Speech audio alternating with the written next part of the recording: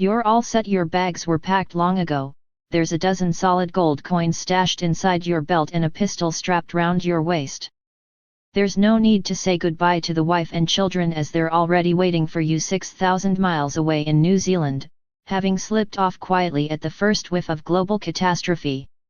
Now, they're making themselves comfortable in that fortress home you've spent years preparing. They've got store loads of food and enough guns and ammunition to start World War III, which might, anyway, have begun by the time you arrive. The high-powered motorbike you've never used is waiting outside to whisk you to the private airport where your plane sits waiting.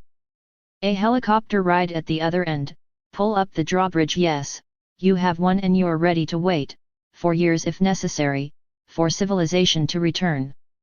Never mind the warnings about stocking up on vegetables after awful weather has ravaged the Mediterranean farming belt. Some of America's richest people are spending billions quietly preparing for a global apocalypse. The world of doomsday survivalists or preppers, those preparing themselves for total social collapse, is usually associated with wild-eyed eco-beardies hiding in the woods. But the existence of a very different group of preppers was laid bare by a political row in New Zealand this week. Attracted by a remote first world country that has the potential to be self-sufficient and is on no one's list of nuclear targets, the super-rich kings of Silicon Valley and Wall Street are buying up vast tracts of its land in anticipation of the day when they may need to live there. The controversy has revealed the extraordinary precautions being taken by the mega-rich to ensure that WTSHTF, a crude survivalist acronym for when the hits the fan, they and their loved ones will be safe and comfortable. What the catastrophe will precisely be remains unclear, but possibilities include a devastating asteroid impact, giant earthquake, nuclear war, civil war, pandemic, zombie invasion, and the second coming. Tellingly, the geeks of Silicon Valley appear to be most worried that it will be a struggle between rich and poor in a world economy turned upside down by new technology, with them as the main targets. The row in New Zealand involves scores of mega-rich Americans but has specifically centered on Peter Thiel, the billionaire founder of the internet payment system PayPal and an early investor in Facebook. Thiel, a libertarian supporter of Donald Trump, paid $10 million for a 477-acre lakeside estate in the country's beautiful but isolated southern Alps, which provided much of the staggering landscape in the Lord of the Rings and Hobbit films. Amid a public outcry over the invasion of U.S. internet and finance billionaires, the New Zealand government has released papers detailing the exceptional circumstances under which the American tycoon was quietly given a New Zealand passport. It is difficult to understand how this complied with the rules, including one that insists foreigners must live there for 3 years beforehand. Mr. Thiel has gushed about his great pride in his new citizenship and how he has found no other country that aligns more with my view of the future.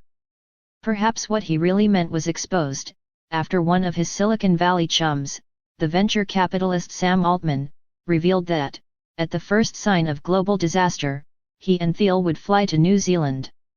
Other uber-rich Americans who have recently bought homes there include the billionaire hedge fund pioneer Julian Robertson and the Hollywood film director James Cameron.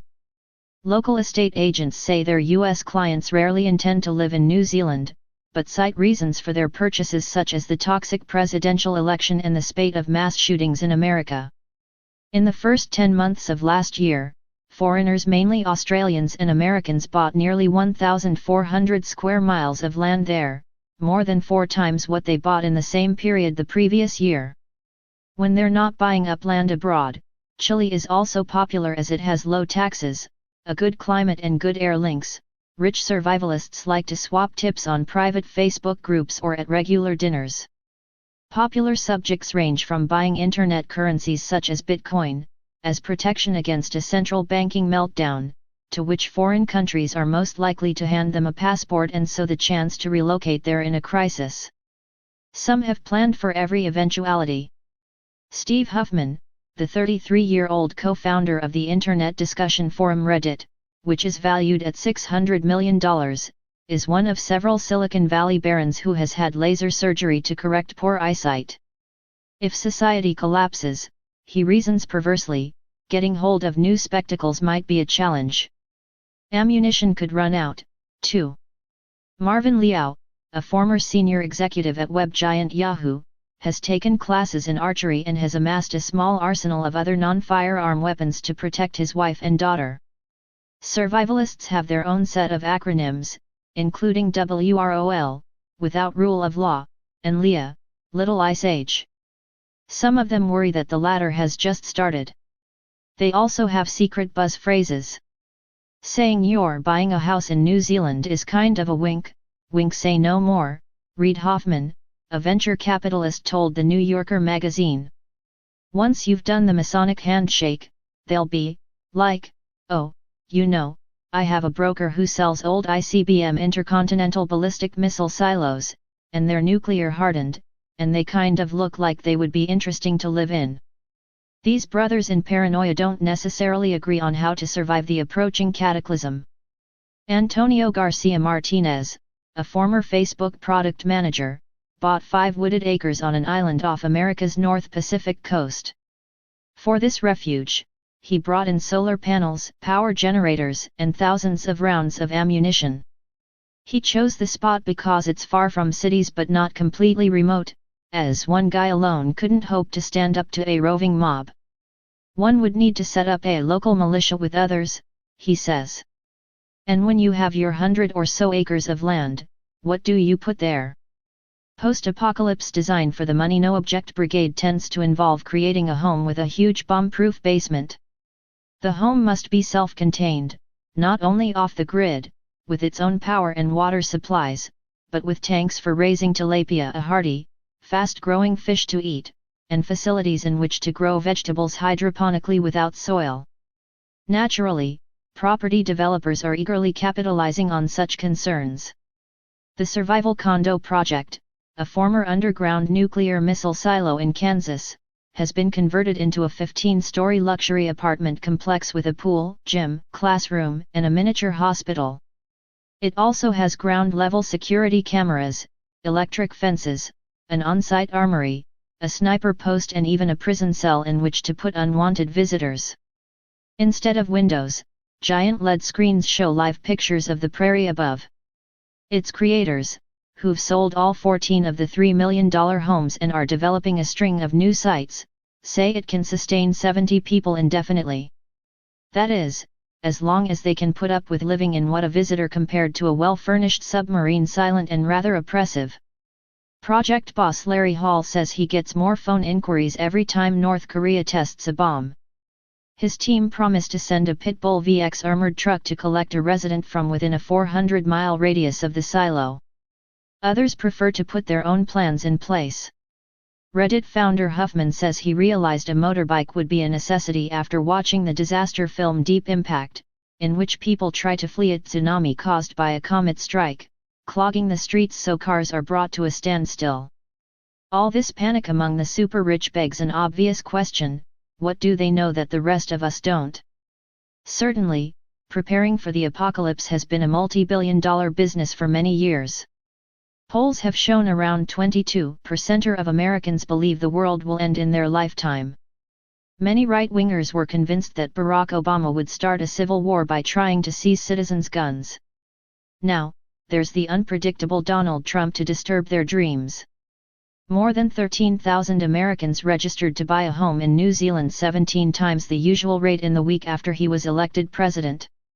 There are TV shows about so-called preppers, a survivalist radio network, and disaster readiness conventions. There are estate agents dedicated to the task, scouting out easily defendable properties, and even doomsday dating sites such as Survivalist Singles, motto, "You don't have to face the future alone."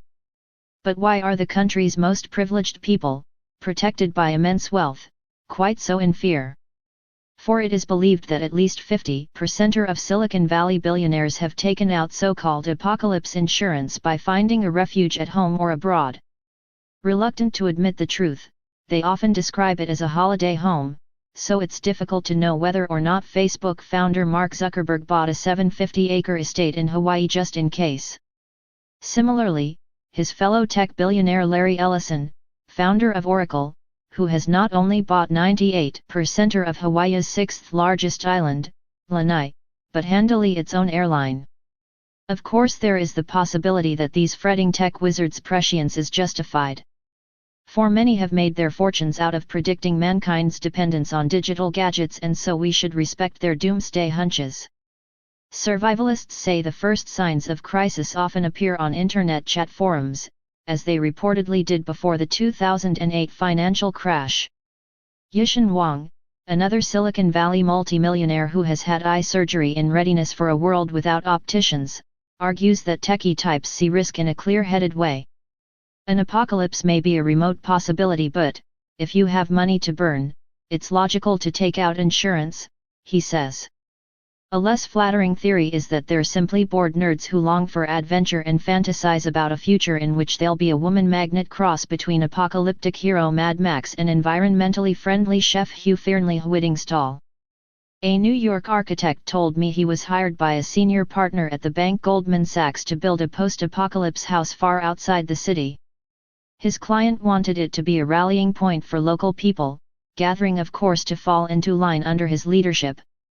Certainly, Reddit founder Mr. Huffman claims he's a pretty good leader who will probably be in charge, or at least not a slave if civilization falls to pieces. For these great Silicon Valley egalitarians fear that if society collapses, vengeful mobs will look for the super rich. And, in particular, for the tech wizards whose robots and artificial intelligence systems are taking humans' jobs.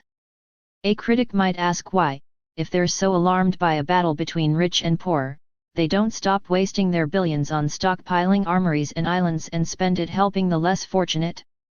But then what sort of red-blooded tech king wants to sign a check to charity when they could splash out on helicopters, Ducati motorbikes, and an assault rifle for every family member?